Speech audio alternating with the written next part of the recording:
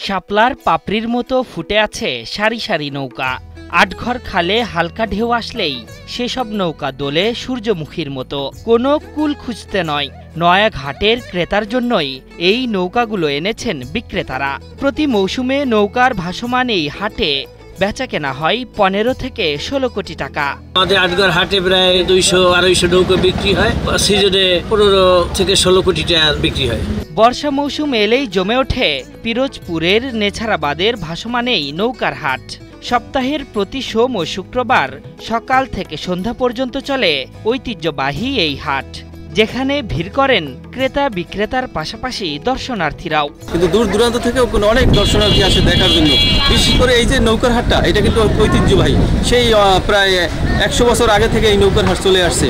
মাছ ধরা, পেয়ারা, আমড়া এবং ঘাস কাটার মতো প্রয়োজনীয় সব কাজে ব্যবহার উপযোগী এসব নৌকা কিনতে এই হাটে আসেন দক্ষিণাঞ্চলের অধিকাংশ জেলার ক্রেতারা। বছরের আষাঢ়, শ্রাবণ ও ভাদ্র মাসে জমে ওঠে ভাসমান এই নৌকার হাট। পেয়ারা এবং ঘাস কাটে, মাছ ধরে, ঠিক আছে, গাড়ি বাই নৌকা।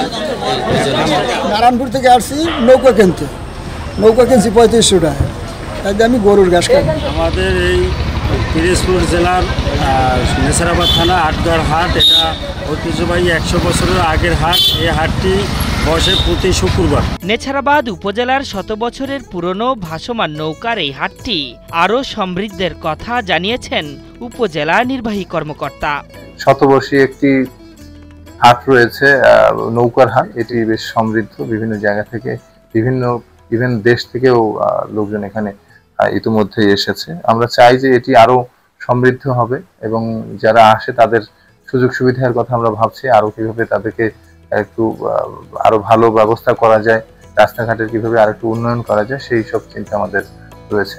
ভাসমান এই হাটে প্রতি মৌসুমে কোটি কোটি টাকার নৌকা কেনাবেচা হয়, যা স্থানীয় অর্থনীতিতে গুরুত্বপূর্ণ ভূমিকা পালন করে। পাশাপাশি উদ্যোগ নিলে এই নৌকার হাটটি বৃহৎ পর্যটক কেন্দ্রে গড়ে উঠতে পারে, সৃষ্টি হতে পারে আটঘর করিনিয়া এলাকার বেকার যুবকদের কর্মসংস্থান। আশরাফুল ইসলাম, 71।